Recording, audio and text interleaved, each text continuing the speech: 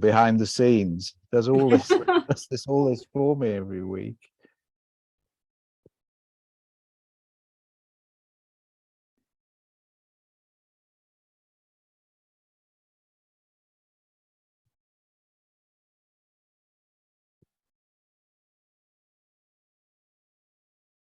All right, we'll kick off.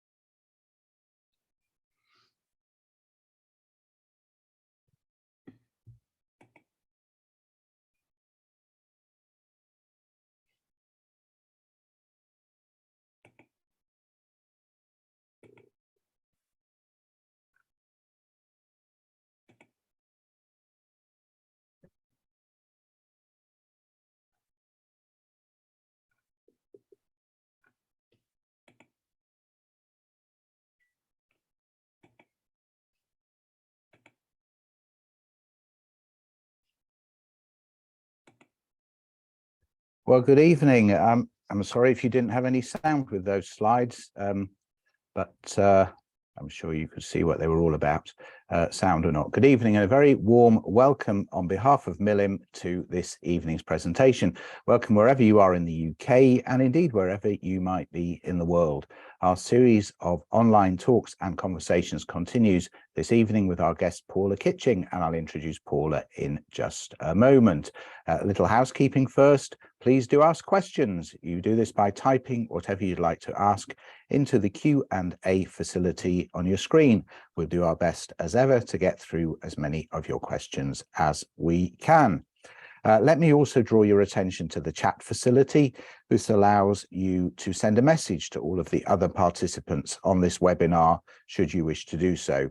And finally, we are recording this event and it will appear on our website at milim.org.uk in the next couple of days. You'll find recordings of other past events there, as well as details of our future programme for which you can book tickets.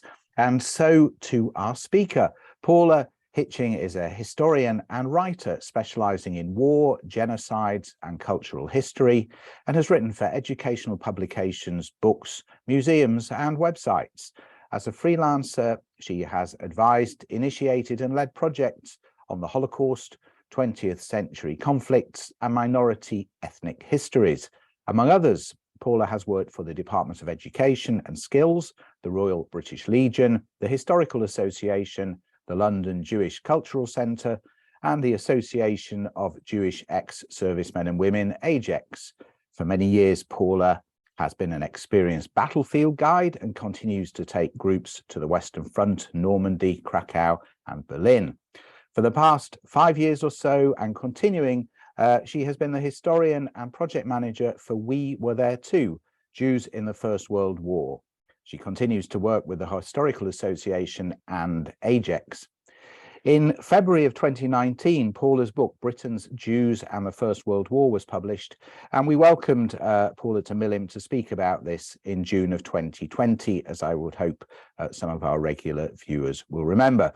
This evening, Paula is speaking about the British Jewry Book of Honour, and without further delay, let me pass across to Paula. We're excited to hear what you've got to say.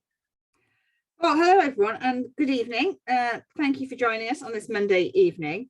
I have been asked to talk about the British Jewry Book of Honour, and I'm going to just share my screen in a minute so I can talk you through the presentation. I intend to talk for about 40-45 minutes and then I'll open it up to questions.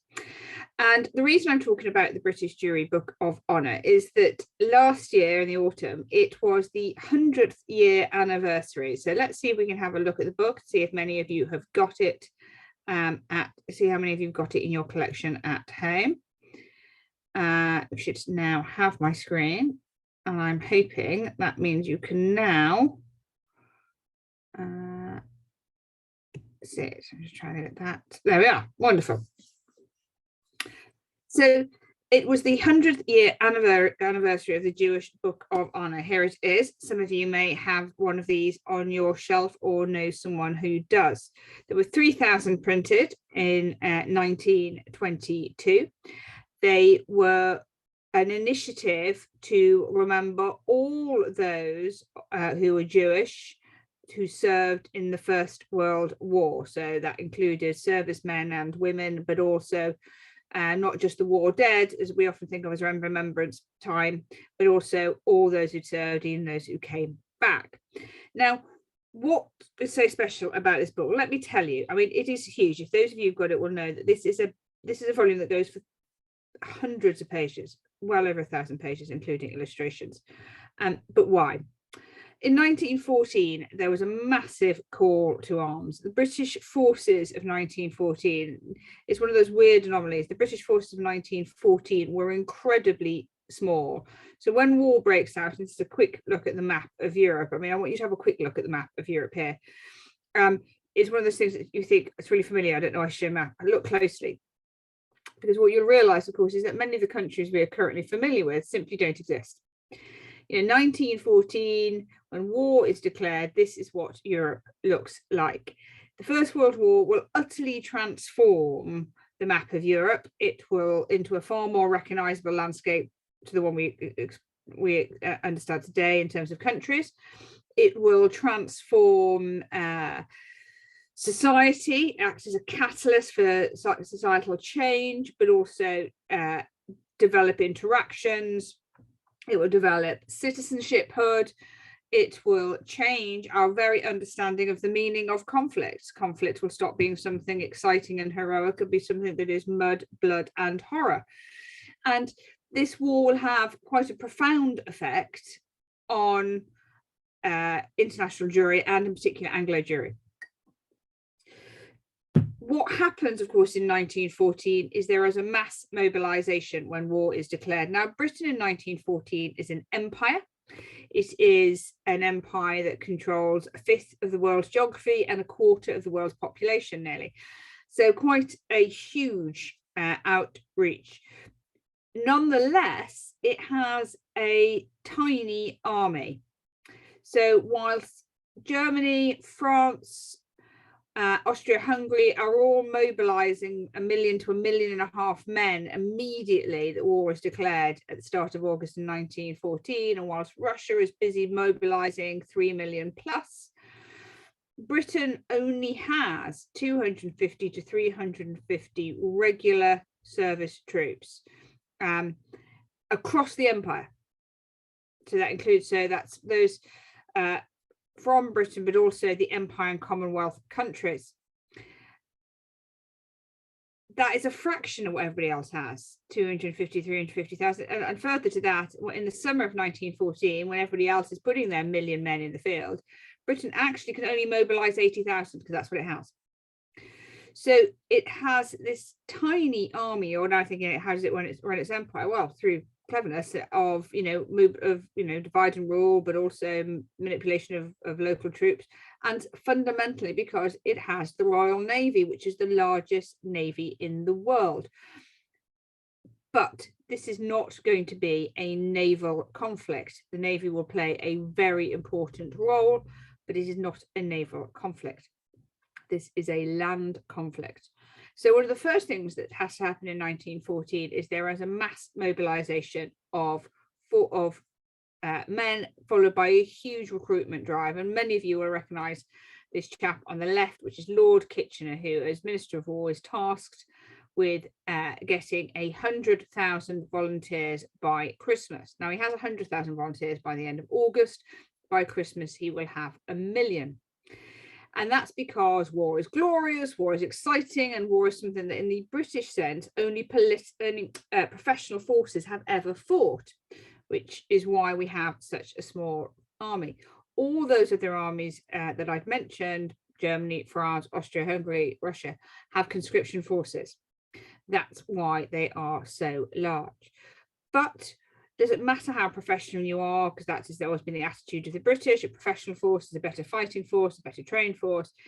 When you are mobilised against so many men, it becomes a numbers game. So Britain very quickly realizes that it needs to have far more volunteers, and these posters went up and down the country. But these weren't the only posters that went up. These went up as well. And these went up specifically in synagogues and community halls. They were printed in British Jewish newspapers. Now, this kind of poster did not come from the British Army. This kind of poster came from the Jewish community itself, or those who at the time believed themselves to be the leaders of the Jewish community. And in particularly people such as the Rothschild and the and other sort of leading families, and those who led the Jewish news, the Jewish world, and of course the Jewish Chronicle. And these posters go up across the UK and Jewish areas. Now notice that the bottom half is in Yiddish, and that is very much a reflection of the Jewish community of 1914. Between 1880 and 1905, there had been a huge influx of Jewish migration into the UK. It had easily doubled the UK Jewish population. And many of those migrants had settled in the UK as young children, brought over to escape the persecution and hardships of Central and Eastern Europe. They spoke Yiddish, many of them as their first language, and whilst they spoke English, if they'd gone through the English education system, many didn't necessarily read it or speak it as well. Others were relatively new migrants, young people who'd come in their late teens in 1900, 1905, would still be eligible to serve, but had never learned English because they had missed the entire education system. The Jewish community was very keen that those people who didn't speak English were not to escape the idea of being able to serve. And so the second half of the poster is in Yiddish, but it's the words that are important. And we know this is at the very start of the conflict because of the unmarried Jew bit. This attitude, like the attitude of conscription across during the war, will change. It's very clear what the Jewish community is saying. Every able-bodied unmarried Jew should join the British Army. Now, they have the support of the chief rabbi, Rabbi Hertz, at this point. He declared very early on that there was no religious reason for British Jews to not serve for their country. He was very much a supporter of Jewish enlistment. Much to the detriment of the cases that any of Jews who were hoping by 1916 and 1917 to use faith as a reason to not be conscripted. Every time they sat at a panel asking why they wished to not take part, they could not use simply that their faith wouldn't allow them, because right in front of them would be the original declaration by the chief rabbi that actually Jews should serve. Now, there were, before we get into the detail, I'm not going to go into the detail, there were rabbis who were prepared to attest that actually people shouldn't serve because of their faith, but the overall message from the chief rabbi had been one of support.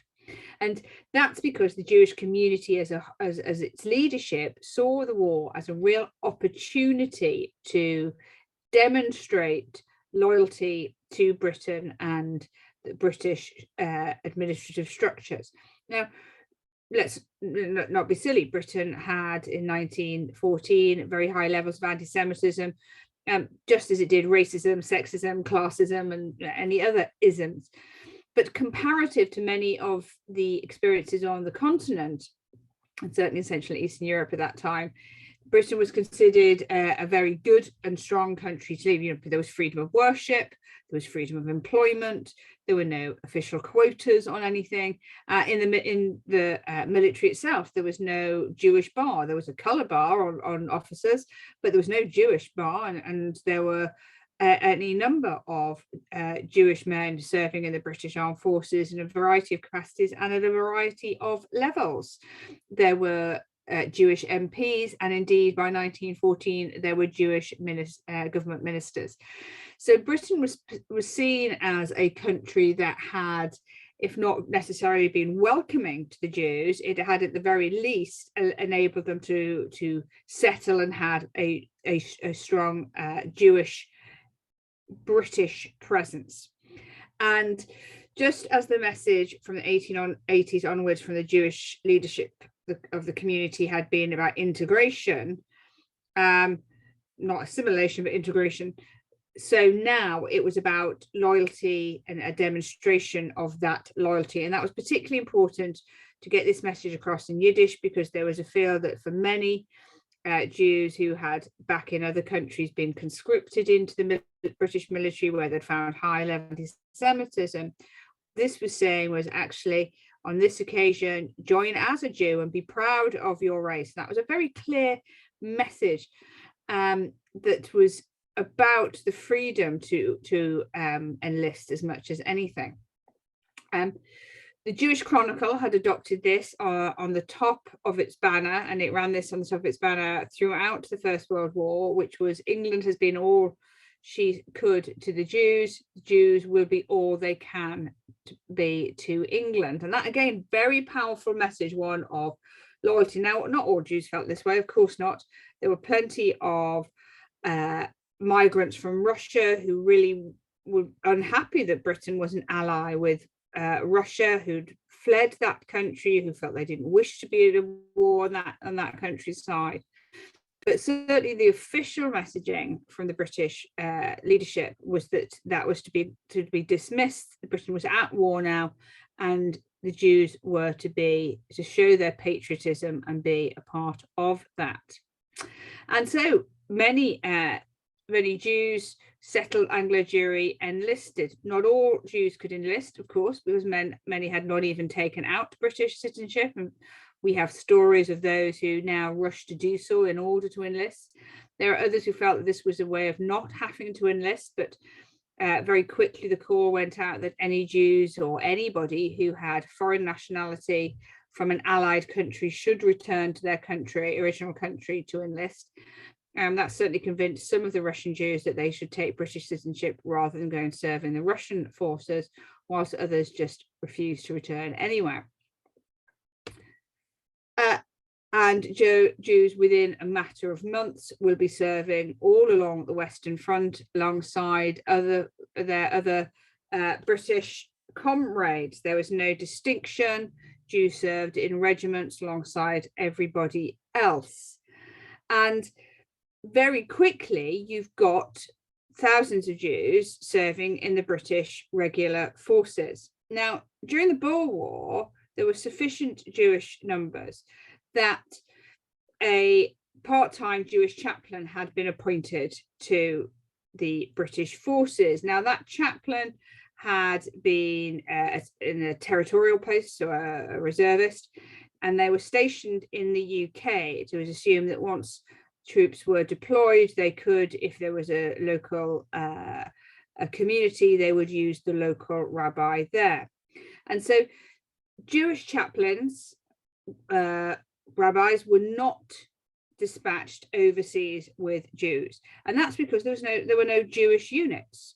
I mean, where would you attach the rabbi to? If you attach them to any regular regiment, then the regular regiment would be overwhelmingly 95% Christian, at least. With what would then be seen as, why would you then have a Jewish chaplain with you? You would have a Christian chaplain. So there was this concern about what to do with Jewish chaplains. Now, the chap in the middle here is a chap called the Reverend Michael Adler, who is a Jewish chaplain, who had taken over the role of Jewish chaplain prior to the First World War.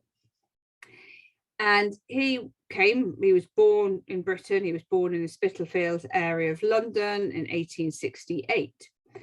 He, in his role as Jewish chaplain, wished to go out and serve with these men who were now enlisting. He was aware of the fact that so many were joining up. One of the things the Jewish Chronicle had done with its banner of support was declare very early on, but as soon as war was declared, that all those Jews who were mobilizing, so that's Jews who were already part of the British military, there were quite a number of those who were part of the reserves, the territorial army at that point, who were being called up. Anyone who was Jewish and now about to serve would be, their name would be in the paper. Anybody who now enlisted would have their name in the newspaper, in the Jewish Chronicle. And this became a thing. So people knew across the community that how many people were mobilizing all the time. So Rabbi Adler wished to serve those people not from home, but in the field. And he requested to the regular chaplains and military chaplaincy that he should be able to be deployed. Now, the British authorities were not happy about this. They couldn't, as I said, work out where to place him. But with the help and support of his fellow Christian chaplains, he managed to convince the War Office that he was allowed to go out on a visit. So in the winter of 2014-15, he was allowed to go abroad to serve and administer to those of the Jewish faith in the field along the Western Front, but also to see whether or not his positioning out there would be viable, or certainly that's what he wanted to do.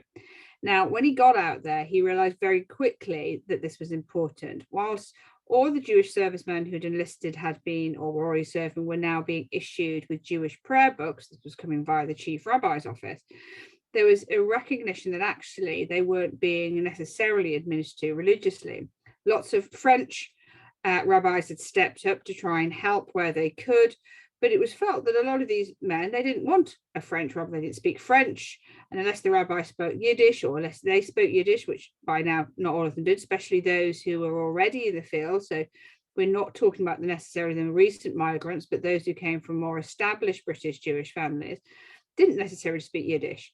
And they wanted a rabbi chaplain who could speak to them about home, about what they were missing, about their Anglo-Jewish life from a position of knowledge.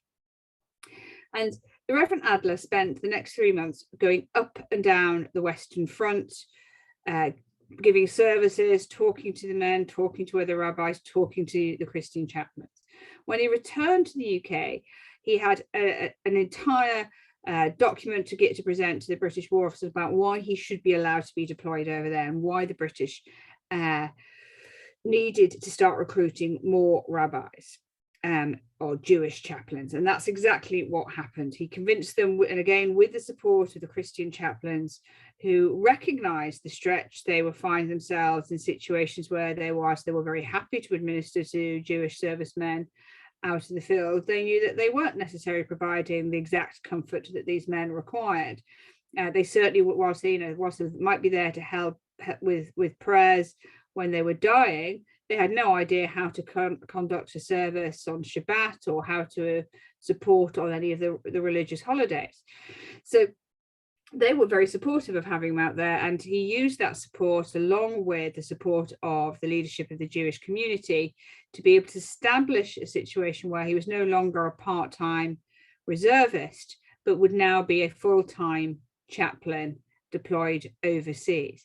And there was a recruitment then to take in other chaplains. And Adler now became in a position where he was deployed on the Western Front, but of course you still couldn't deploy him to a specific regiment because there was no such thing at this point of a Jewish regiment. So instead, he would spend all his time traveling up and down the Western Front, stopping where he could, putting on services where he could, and jumping on various vehicles. He wasn't issued a car, that wasn't possible. So he spent a lot of his time just jumping on the backs of service trucks, trying to get round to people. And by doing so, he established a card index, which then all the rabbis then started to do. So they would keep a little card index of those they met who were Jewish, and then where they were stationed, what regiments they're in, what name they were, what their military number was, so that they can establish a sort of network of Jewish servicemen. Because when you enlisted, although you gave your faith, that really was in order to ensure that you were given the right recognition if you died.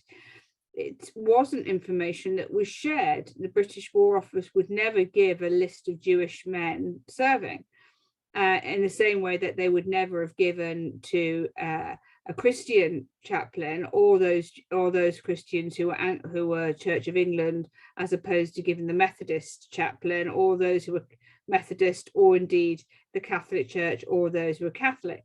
Simply didn't do that. So in order to establish who was Jewish or not, people had to come forward of their own accord. But what Rabbi Adler did, or what Reverend Adler did, along with other Jewish chaplains who are now being recruited, was they kept these records. And it helped that many of these things were being printed in the Jewish Chronicle and the Jewish World. This is the beginning of the Jewish Book of Honor, because what happens by the end of the First World War is that between 50 and 55,000 British Jews will serve in the British Armed Forces. Now, that includes Commonwealth and Empire troops. That includes women. This is across the board. And we know we've got 50 to 55,000 because there's about 45 to 50,000 names in the book. And we know the book wasn't entirely accurate because of how it had to collect its numbers. No, sorry. So, at the end of the war, this huge number of 55,000, which represents a Jewish population in Britain and across the Commonwealth Empire of about 350,000 to 400,000, so not enormous, means that this 50 to 55,000 is a significant proportion of the overall Jewish population. I mean, by the time you have removed the fact that the majority of women couldn't serve, the fact that only those of service age were able to serve, only the fit, only the healthier, there was reserved occupations, etc., etc. So actually, there was this substantial number of British Jews who served, and they have served across the regiments, as well as by 1917, the establishment of the Judeans, which of course is the 39th, the 40th, 41st battalions of the Royal Fusiliers, which are Jewish regiments, as well as the Zion Mule Corps of 1915, which were specifically Jewish regiments. But the majority of these 50 to 55,000 Jews have served across the British units and across the Commonwealth and as Commonwealth and Empire troops. However, by 1918, 1919, anti-Semitism is back rising, on the rise. There's been especially across parts of Central and Eastern Europe, as we know. There are accusations that Jews once again are internationalists. And there is also a very common thread across British and European society to commemorate all those who have served. I mean, we see in 1919 the establishment of the first of the remembrance parades, tied into Armistice Day, and the creation of what was supposed to be a temporary cenotaph that by 1920 becomes a permanent cenotaph. Such is the impact of this conflict. After all, 6 million men will serve in the British Army and from Britain and the Empire and Commonwealth. That's from that 250 to 350,000 in 1914, all the way through to 6 million. 900,000 of those will not return. They will be, forever remembered on memorials across the world. And of that remaining 5 million, over 2 million will return with some kind of significant disability and war injury. So that impact of war was enormous, and that was across society, and the Jewish community felt that impact as much as anybody else. So this combination of a rise in anti-Semitism, the impact of the First World War, and a desire to commemorate led to this particular initiative of Adler and the Jewish Chronicle and other members of the Jewish community to create the British Jewry Book of Honor. And it was very much a labor of love. They used the list upon list upon list of names from the Jewish Chronicle that it had printed week after week. They used the cards that the chaplains had created in order to have their network across the Western Front, across the Middle East, across Gallipoli and wherever, the British forces had served. And they then later on also put out an appeal across and around the communities through the Jewish Chronicle for anyone whose name had who had served, who had not been perhaps recognised through the other forms of attracting their names.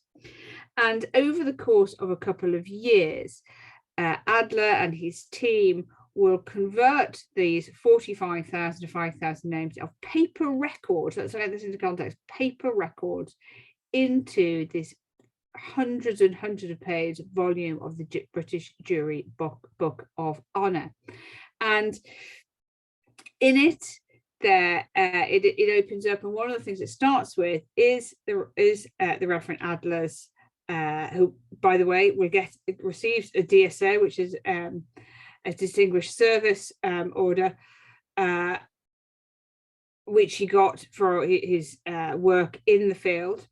And he writes this experience of a Jewish chaplain on the Western Front to give people this idea, or this, this concept of what being there had been. It's a very, very powerful record of one person's experience of being on a battlefront. And I remember a lot of the experiences you have written down are those who are combatants. And of course, this is interesting because he's not a combatant. He is there in a spiritual guidance role, but he is there in the mud and the blood and the horror that everybody else is experiencing, whilst at the same time trying to keep people's morale, their spiritual well-being, all in one piece. The book also opens with a series of letters of support, and there is the letter of support for the chief rabbi, who talks about the importance of the book and having this permanent record of those who served. And he also goes on to list some of those others. But it's not just the chief rabbi who's there. There is a list of, there are other people's comments. So there is a comment by the then Minister for War, or now the Admiralty again once more. So you have a message from Winston Churchill. There are messages from Field Marshal Douglas Haig, all of whom are listing and talking about the importance of the Jewish servicemen and how important it is that this book is there as a permanent reminder about what they have done, how they have contributed, and what their importance as part of this relationship in Britain and the services really means. So it's a very important message. This book provides a book of remembrance and commemoration, but also a statement to all who are interested about the importance of remembering those who have served. So it becomes now a volume that has a multiple purpose.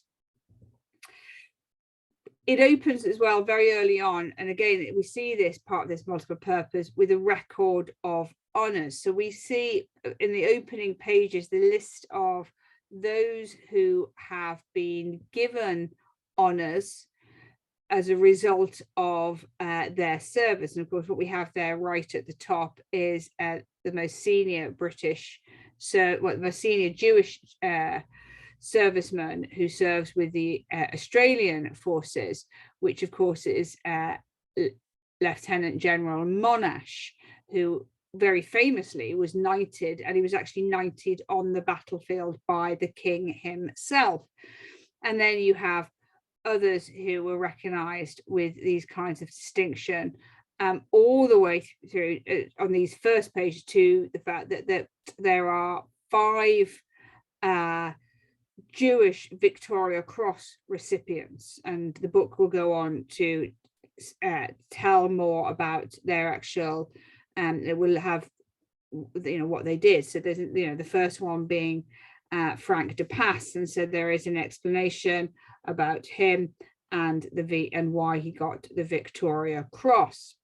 But probably what makes this book really important is the fact that it lists everybody's name if they have it. So every single regiment is there according to whether or not it's in the army, whether or not it's in the navy or the Royal Flying Corps or Royal Naval Air Service. They're all listed as part of the RAF, even though it's not created until 1918.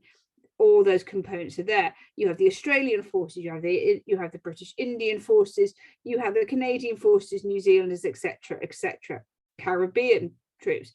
Jews served as part of the Caribbean British forces, and in addition to these huge long list of names according to regiment, there are also at the back hundreds of pages of photographs. Now these are absolutely remarkable because sometimes they are fortunate to have the names. We've got this here in this particular picture from the Malta, those who served in group in Malta from 1915, whilst at other times we just have these lists of these sort of composite pictures. Now sometimes again we're fortunate they will have all the names there. Now the reason we have those photographs, or the photographs are in that book, is that they were either printed in the Jewish Chronicle or the Jewish World, or when the appeal went out to people, the families sent in photographs, and as you can see, they're nearly always,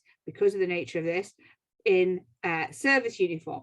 But again, what is interesting about these photographs is they are not just the photographs of those who are killed. They are a mixture.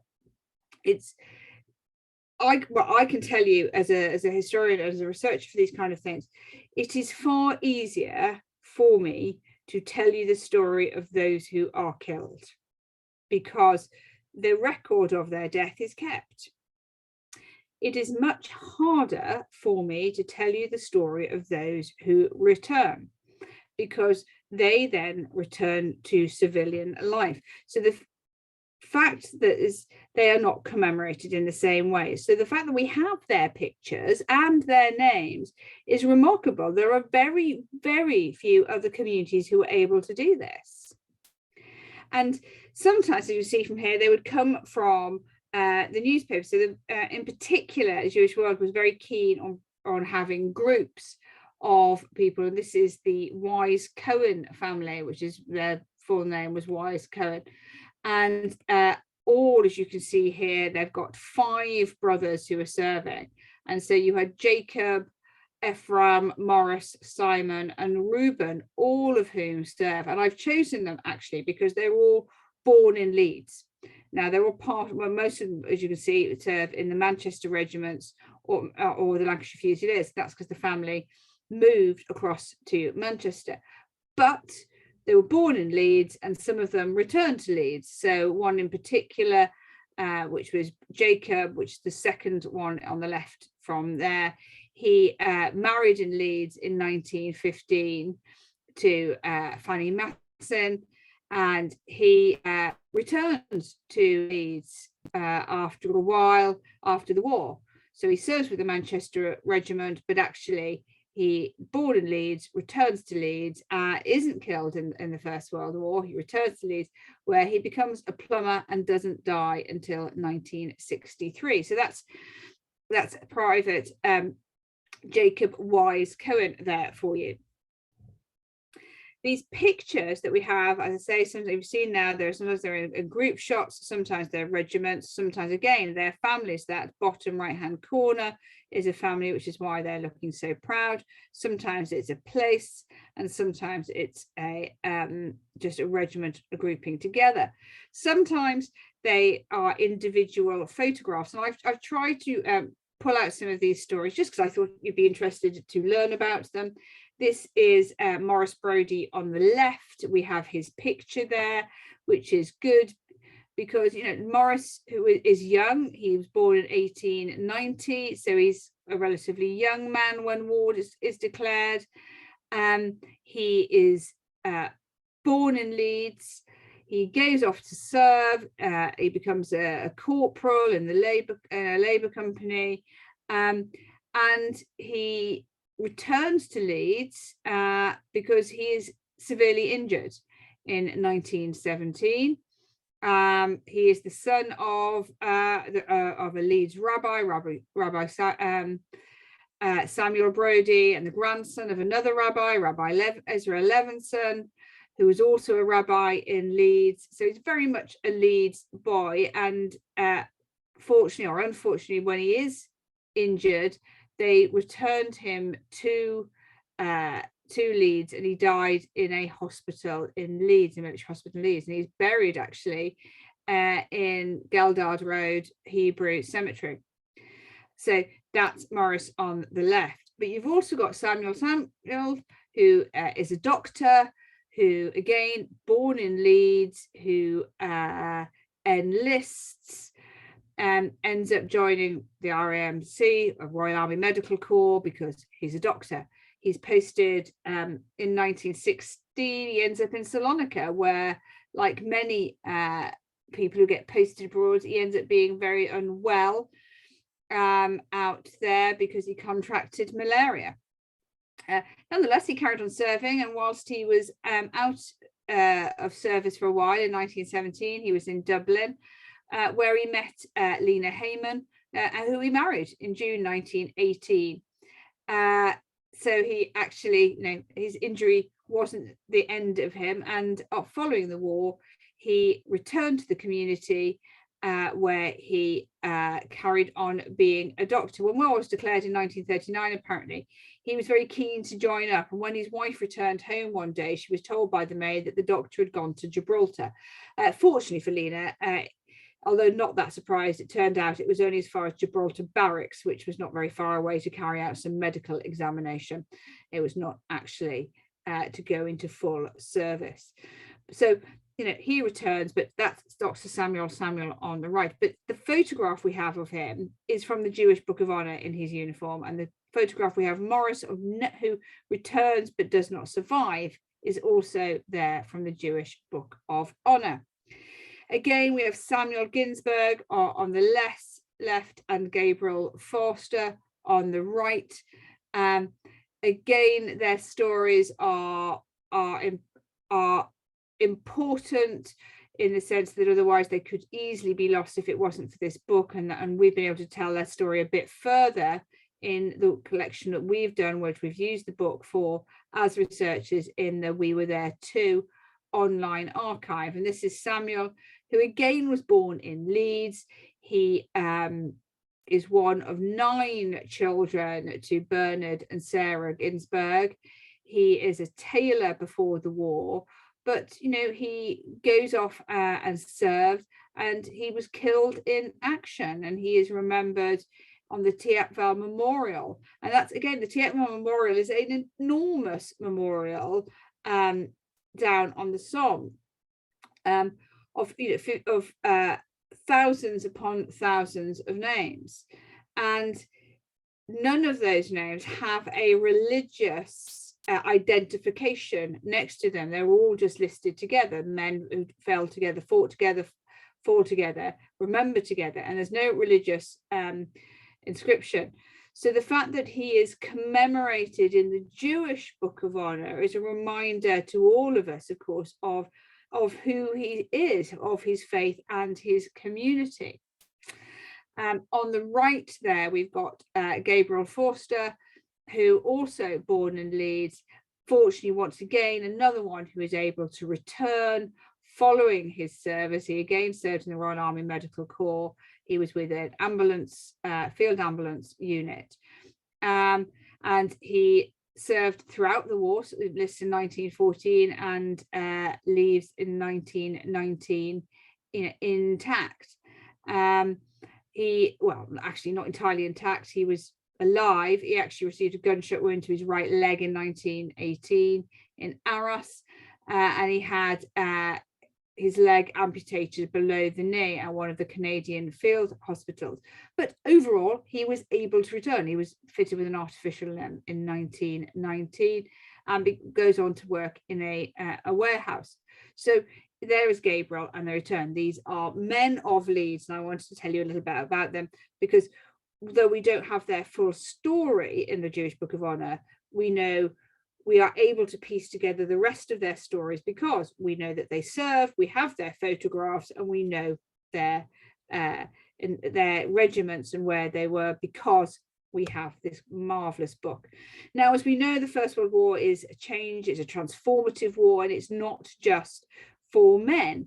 It's a transformative war for women. Women's employment will massively go up. There are always women employed. That's the nature of being a working class woman. But women's employment will expand, and it will go into areas before where it had been limited. They will go into male occupations. Many of them, the majority of them, will lose those jobs after the war, because when the men return, they will simply be thrown out on the hook. Just as indeed many of those women had been paid only half what the men had been paid for the same job. But nonetheless, it was part of this change on the role of women in society, and therefore women served. And we have a nurse here whose story I'm not going to go into because I simply don't have the time today. But these women are also in the book. We have this book here, and don't be put off by the crosses on their chest. That is the Red Cross to show that they are nurses. But these are part of the Beach House Military Hospital, which is a Jewish military hospital established by the Jewish community for Jews who are now at the sort of second stage of their recovery. So they're not on the emergency wards, but are now on their recovery wards. And these women are included on the pages. Many of them are nurses. They're not exclusively, as you can see here. There are women in other roles who are included in this book because they serve as part of the British war effort during the First World War. And again, there are their names. And this is perhaps even more important than some of those of the men, because one of the problems with tracking and tracing any of the women who serve is that because their service was often dismissed at the time and in the decades subsequently as being less important than the men. Don't tell a nurse that what they've not seen is real warfare, because they'll absolutely have seen the hard edge of warfare. But their stories were dismissed, and so many of them we don't have their names at all. And in particular, if they go off and do something foolish like get married, they change their names, which is never very helpful for researchers such as myself, which is why my husband has had to put up with the fact that I have always refused to change my name. It'll make it much easier for any researcher in the future to track me down if they so wish. So to have their names here and their images is an absolute stroke of wonder, which means we can really begin to account for who these people are and the wonderful contributions they made. It has also allowed me as a researcher to be able to pick up some of the stories of those whose I have over the years visited. I was in the introduction, you may recall that I was described as a battlefield guide, and I have been a battlefield guide for many years until COVID came along, and that slightly scuppered some of my battlefield guiding. I've not been able to go out nearly as often as I would like, but I hope to return to it, more of it soon. And one of those people that I've always gone to see is this chap here, and this is Lance Corporal H. Levy of the Devonshire Regiment, and he is in the Devonshire Cemetery, which is a battlefield cemetery out on the Somme. And it's always been quite a marvel to me when I go and see this cemetery. Is truly tragic. There are over 180 men buried there, and all bar 2 of them come from this Devonshire regiment. And in this corner of the cemetery, they're all killed on the 1st of July, 1916, the first day of the Battle of the Somme. And when you go out to this particular battlefield, you see this headstone. Now, obviously, he's Jewish, because you see from the headstone that he has got his Magen David on there, so we know that he is, we know that he is Jewish, but he's in this huge cemetery of otherwise non-Jews.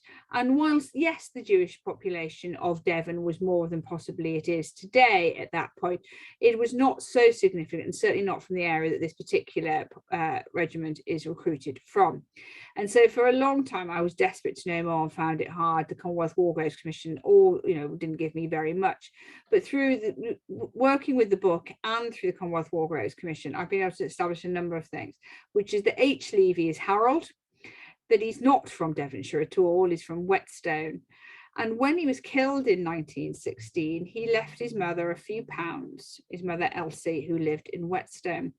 And he had, according to the records at least, and the census records, no other siblings. So when Elsie died, to our knowledge, nobody else knows anything about Harold other than the fact that he has a Magen David in his headstone in a corner of a cemetery on the battlefield of the Somme. And the Devonshires are important because at the entrance to that cemetery, it says about being a Devonshire. And it says, interestingly enough, the Devonshires held this cemetery, they hold it still. I mean, how beautiful is that? The Devonshires held this cemetery, they hold it still. Harold Levy will always be a Devonshire. It doesn't matter if it's from Whetstone, it'll always be a Devonshire because he's there for the last 100 years plus with the men he fought and died with. He's always be a Jew because there on his headstone is his Magen David declaring himself. But when his mother died, who remembered Harold? Well, the British Jewry Book of Honour remembers Harold because there is his photograph, which means that over 100 years later, despite the fact that he is no relative of mine, every year I remember Harold. He is my Harold Levy. And if you ask my daughters about the men of the First World War, my children are 11 and 8. They will tell you about their great grandfather who was killed in April 1918, my side of the family, Kitching. They'll talk to you about their great uncle who was also killed in the region in Flanders in 1918, my husband's side of the family, Levi Bright. And they'll also tell you about the man that we have adopted as a family, Harold Levy, whose name is in the Jewish Book of Honour and who would have been lost if we didn't have his photograph, his name and the headstone. For many of us, the memories of the First World War, the men's names are listed here on memorials such as this. And this is the memorial, the Menin Gate in Ypres. And whilst these memorials continue to hold such powerful, lasting commemoration, they also don't tell the whole story of all those who served. And whilst I can't tell you the whole of the story of all those who served today, I hope I've made you understand why this remarkable book, created by hand by the remarkable team that Rabbi Adler put together, is so important, because it lists all those names, so many pictures, and allows us to remember all those who served 100 years later, always declaring that the Jews of England will do all they can for England. Thank you. Thank you very much, Paula. That was really, really interesting, as evidenced by the questions that our audience have asked. If you have a question, please put it in the Q&A now. We have a few minutes left. We have the granddaughter of Samuel on the webinar. Oh, wonderful. Elizabeth Baker. And if I'm not mistaken, the room I was educated in as a young child was dedicated to his memory as well. Yes, I remember being struck by the fact that the two names were the same, and as a child that grabbed my attention. It was a very important. So, It's a very important Leeds figure, which is why I wanted to have him in there, remembered in that way, because I think the family, probably you've seen lots of photographs of him afterwards, rightly so, but I wanted to have that photograph of him as he is remembered in the book. So Nigel Newell, somebody from Frank de Passe's family as well, an ancestor, somebody from Frank de Passe's family is also on this webinar, which is also remarkable. I'd like to, both of you, I'd like to be in touch with at some point if that's possible. no problem at all. We can connect you all together if those want to email Millim. We'll pass the details through. So Nigel Newell is saying there were only 3,000 copies printed, and he mentions the enormous sums these books fetch when they come to the market. You might want to comment on how much they're changing hands for. But he asks, has there been any attempt to reprint the book so that people can benefit from it? So the book itself, I mean, the books are 100 years old. There were 3,000 of them. Each one is numbered. Each one has a dedicated name. Now, when I first started working in this field, I picked up my first copy of a Jewish Book of Honor, which is in pretty shocking condition, I can tell you, for £50. And they now go for £300 plus, at least, depending on condition. The problem is most of them are not in very good condition, just because they're 100 years old and they're huge, and the paper quality wasn't brilliant. But they are now worth, as I say, about £300 plus. And I now own a couple because I've had them donated to me over the years, and I've said to people, one of the last people who donated one, I said, this is worth a lot of money, and they just said, yes, but we don't care, we don't know what else to do with it. We'd rather it went to somebody who'd appreciate it. And so my aim at some point is to get the 3 copies I now have at some point restored back to their glory, not for sale, just because I'd like them to look nice and glorious. Jonathan Lewis is interested whether any other nations produced a similar record of Jewish participation in the war. Well, of course, what we've got, I mean, there's 2 things that's worth, so everybody's reprinted them. We haven't got a full reprint. Ajax last year, as part of the remembrance of the 100 years, printed a one-off small volume which lists some of the details of what went into the front of the book, so you can get hold of that from Ajax if you wish, as part of, and it all helps with the Ajax funds. I mean, Ajax is one of those things that, although not founded until the early 1930s, is very much a kind of child of the First World War, because that's why there were such large servicemen and women who wished to create their own veterans organization. So there is that. There has never been a full reprint, no, but it is totally digitized on the We Were There Too website, and we did that specifically so that people could access that and be able to look at the names and look at the photographs and do their own research. It's also one of the ancestry sort of genealogical sites, but it's behind a paywall, whereas on We Were There Too, it's available for free for anybody to look at, so people can do that easily. And I'd very much recommend, if you want to just have a look at it, to be able to do that. I think that's quite an interesting thing to do. Sorry, you asked me another question. You have to ask that again. Sorry. Were there any other nations that did a similar thing? Well, because this is the British Jewry Book of Honor is about all those who served under British command. So whilst there are Canadian forces and Australian forces and South African forces, they serve under British command, even though they're their own units, because of the nature of the Empire and Commonwealth at that point. So there was no need immediately after the war to do that, because they are part of this record. Now, subsequently, the Australian Jewish community has kept a very good and detailed record of Jewish servicemen from all conflicts. So they have a very good collection of records, and certainly the Canadians have done something similar, but they don't have, as far as I'm aware, a book of this equivalent, because this book did it all at that point. We have a question from Helen Fraze, whether a similar exercise was carried out in the Second World War.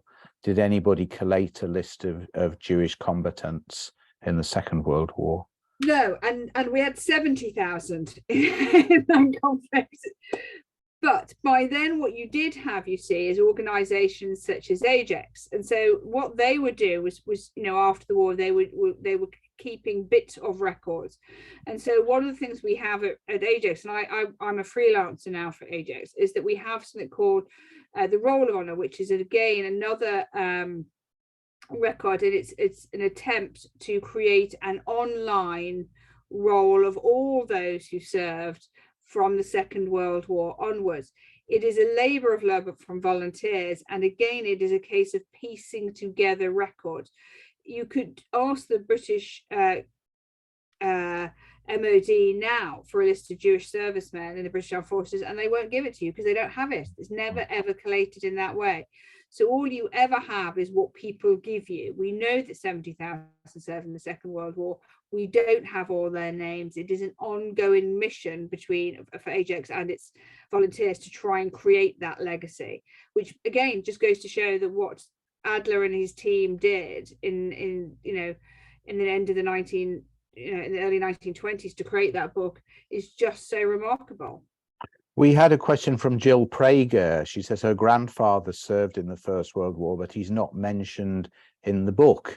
Can he be added? Well, clearly he can't be added to the book, but I suppose our Ajax also collating First World War. Yes, anybody who's not, yes, anybody who's a British Jewish serviceman, you can create a record, you can create one on our record of honour. So that's the thing to do. Well, that has been absolutely fascinating. There's all sorts of information coming through on the chat, which is really interesting. People seem to be very engaged with this, and it's been a pleasure to welcome you back. I remember last time your talk was fascinating, and you certainly have lived up to your reputation. So thank you. To say thank you again. We'll send you a book. This is some photography of Magen David Adom, the Israeli Ambulance Service in action. So hopefully lovely. You'll enjoy that. We'll get that out to you quite quickly. And just before we leave you, if I can share some details of our forthcoming programme. So this Wednesday, to mark Holocaust Memorial Day, David Fligg will be discussing his new book, Don't Forget About Me. Now, this is the first full-length biography of the composer Gideon Klein, to be published in almost 30 years. He died in Auschwitz as a young man. It'll be at 4:15 on Wednesday, and it's being streamed live from the Royal Northern College of Music. So please do visit their website if you want to participate in this free event.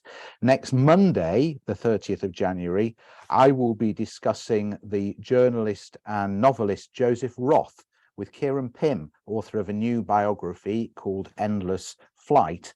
Then on the 6th of February, we have Brian Chayette, Chair in Modern Literature and Culture at the University of Reading, who will be speaking about his book, The Ghetto, a very short introduction.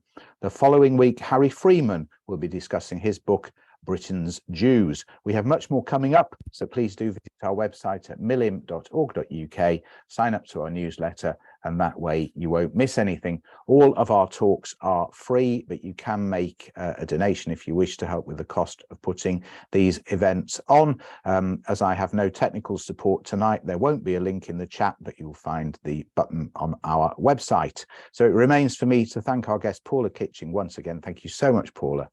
Well, thank you. I've just put my email address on the chat if anybody wants to contact me about adding records or contributing to the We Were There Too archive that we work on, the digital archive, or wants to wants me to answer any questions if I can possibly do that. You're welcome to do so. My address is right there, or contact Jonathan and the team at Milim, and we'll pass it on. That's brilliant. Thank you so much. So thank you very much again, and looking forward to seeing all of you again at a future event. Until then, stay safe. See you soon. Thank you, everyone.